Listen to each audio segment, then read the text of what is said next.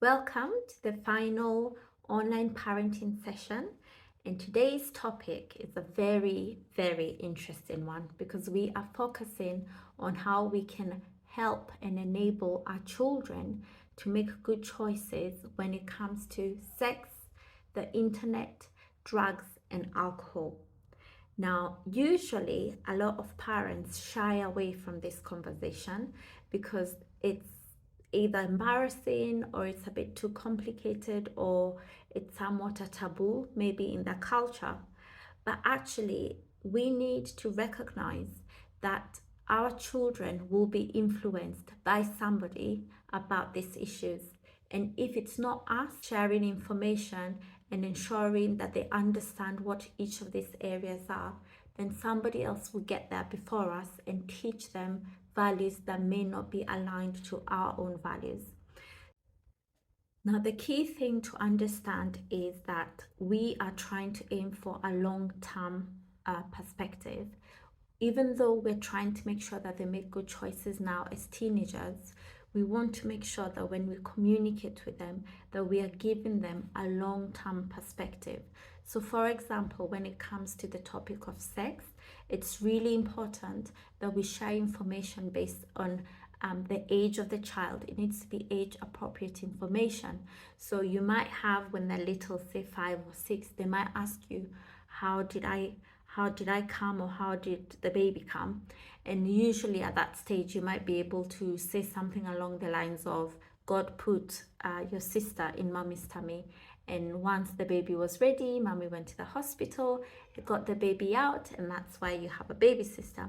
However, as they get older and they start learning about adolescence and how our bodies changes, and understanding that it usually involves an interaction between a male and a female to be able to have the baby, then you're in a position to start explaining things to them about how their body works, and also the consequences of how their body works, right? And you also want to be having a scenario where you're removing the shame from it. So you're not necessarily encouraging it, but you're not embarrassed by it.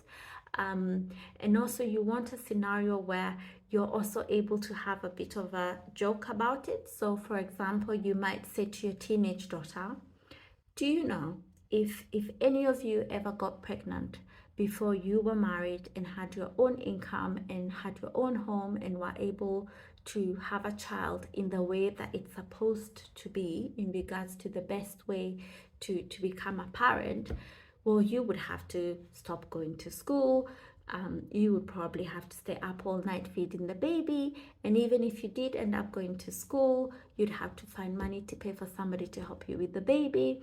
You'd probably not be able to attend some of the fun things that you're able to do. So, just to let you know, in addition to, we do not want you having a baby before you are ready, you also want to explain to them with real examples of what it means to, for example, have premature sex and the consequences that can come from that.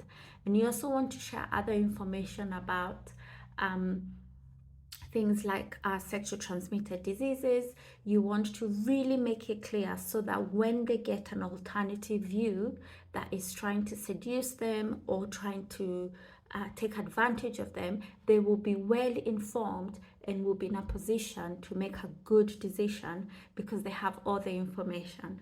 Now, I know for African parents, it can be really hard to have this conversation. And I know that actually one of the strategies that can work well is you could buy books.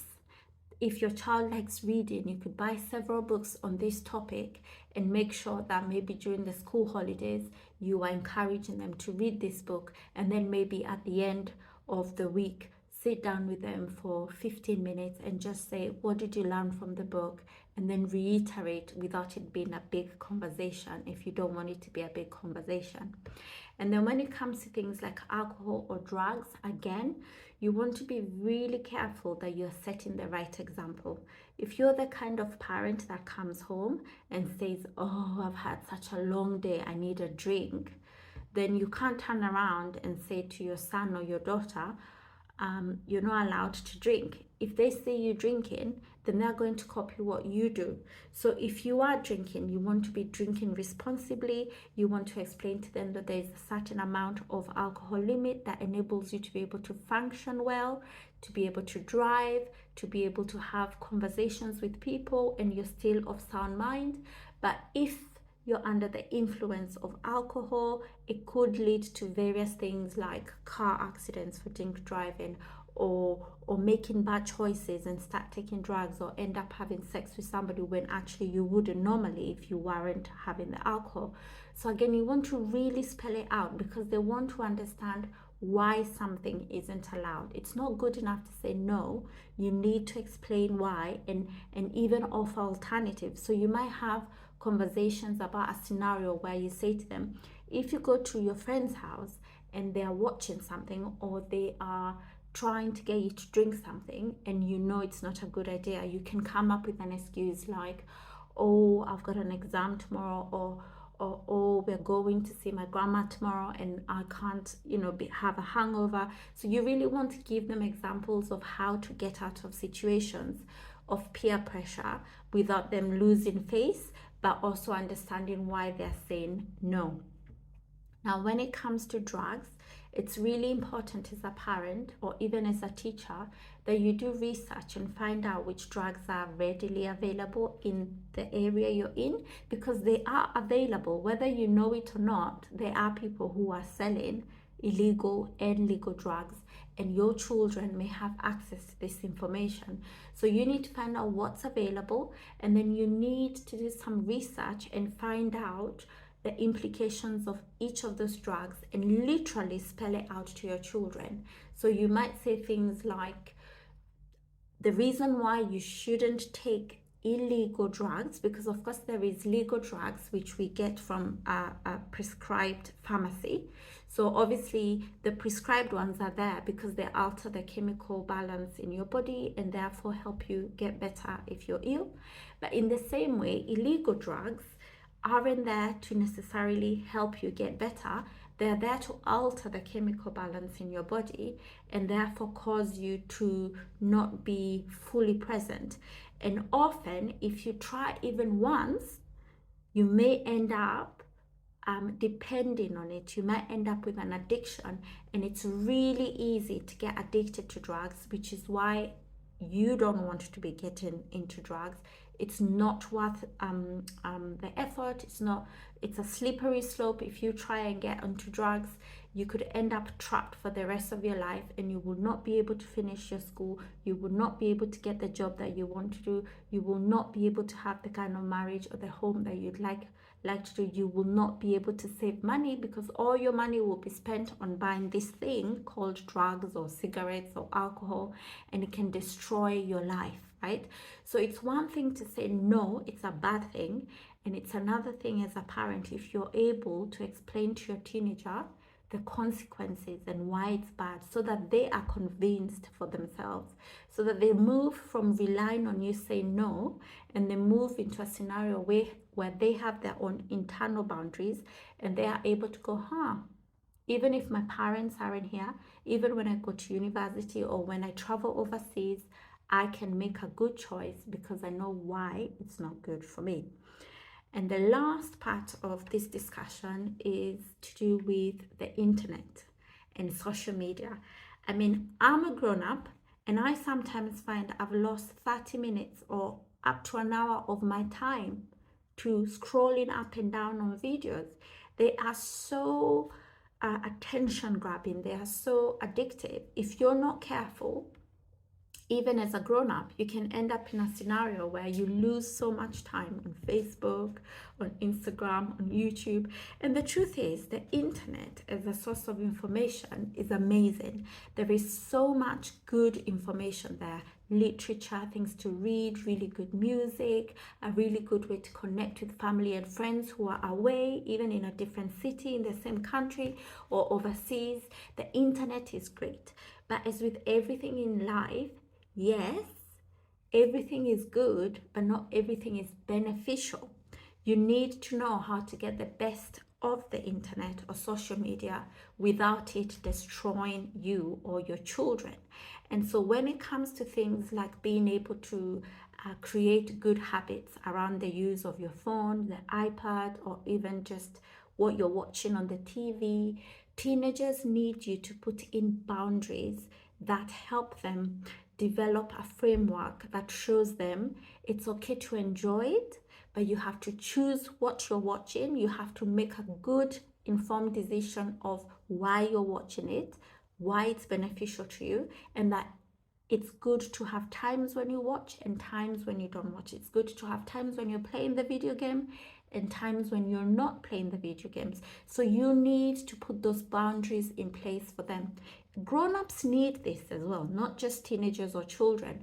Grown-ups these days need somebody to set boundaries because they're losing so much time, they're not sleeping enough, they're slacking off our work because they're always on the phone or the internet, right? So some of the suggestions I've made around this area, and not just me, a lot of family experts have suggested this, is come up with a strategy where, for example, you might say to your teenager, you're only allowed your iPad on the weekends, or you're only allowed for 30 minutes when you've done your homework and you've got ready in the evenings before you go to bed. So you need to come up with a way that you incentivize them to do the things that are good for them, like eating well, doing their homework, making sure that they're talking to the family when you're at the dinner table, and then they're allowed 30 minutes. Another thing you want to do is don't have gadgets in their room, because it's like, imagine having a refrigerator in your bedroom. If you put a refrigerator in your teenager's room, they will spend the whole day and night eating, and you will end up with an obese child. So why is it okay to put a TV or the iPad in their bedroom? The bedroom is for relaxing, yes, but it's also for sleeping. And if you put things in there that affect their ability to get the 8 hours of sleep that they need every day, it's going to impact on their school, their behavior, their emotions, how they interact with other people. You know, you end up with maybe a recluse who is always on gaming rather than learning social skills by going to events with you, right? So come up with boundaries that limit how much access they have to the gadgets. And then you know, it's true that you don't want them to miss out. You don't want them to miss out on the WhatsApp conversations with their friends. So some families don't have any TV watched in the week. They only watch on the weekend, and maybe it might just be in the afternoon or the evenings.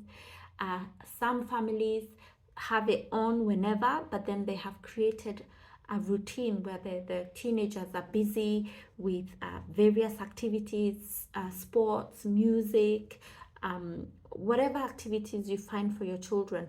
And in fact, if you have one who really loves computers and games, you can sign them up to robotics or coding clubs where they're still using these gadgets, but they're learning skills that can help them get really good skills for future employment, for creativity, for innovation. So you basically want that the iPad, the TV, the internet, the phones, you want them to benefit your child rather than them destroy your child's life, right? So that's basically the main thing. And the other thing to remember is when it comes to social media, you want to remind your teenagers and make it really clear to them that things that they write on social media now, even if they're 14 or 15 or 16, it will remain there forever. And there is an example of a professional cricket player, I think it was last year, who was banned from a few international matches and almost lost his job because when he was 16, he had made a racist comment on his Facebook. And we don't know why he didn't delete it, but the point is, when he was 16, he was still young. He was a young adult. He wasn't seasoned. He made a mistake and he wrote things on his Facebook. And then 10 years later, he almost lost his US $1 million contract because he had written something rude and mean when he was 16. So it's really important that you explain to your teenagers and your children that when it comes to online activity, they need to be really careful because it can come back to bite them later in their lives.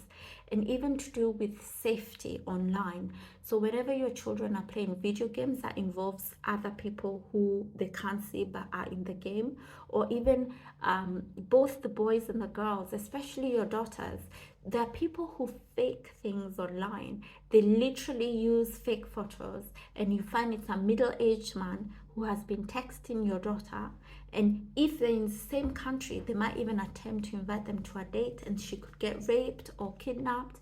And so it's really important as a parent that you're encouraging your children to understand that not everything that is online is real.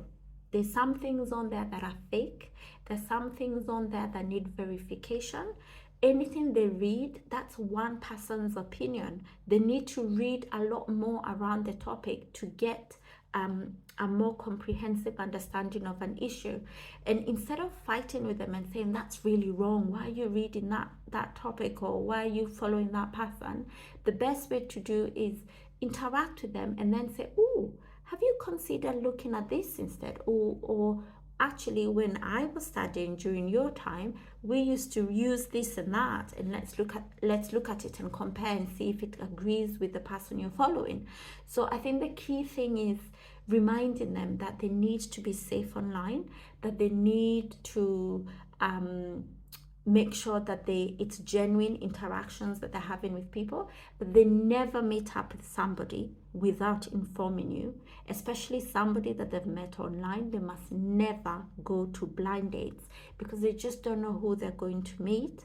And also create an environment in your home where screens aren't always on. You sometimes have families, the dad is on the iPad, the mom's on the phone, the children, everybody has their own thing with headphones so that they don't disturb each other.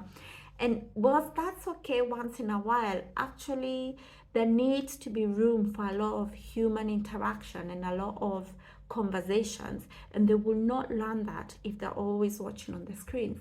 Even with young children from under the age of 3 who spend too long watching the TV, they end up with delayed speech because they're not practicing how to talk. So the same way, a teenager who is always on their screen, there are skills that they should be learning that will be delayed socially and emotionally because they're spending too much time on the gadget rather than interacting with normal people the way we would normally.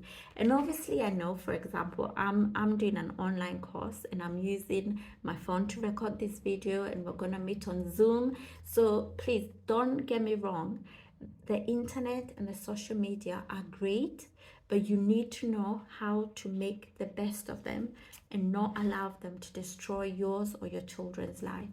Right, so I really look forward to seeing you at the online session, which will be on at our usual time, 7:30 p.m. Wednesdays, Abuja time. And I look forward to a really interesting discussion.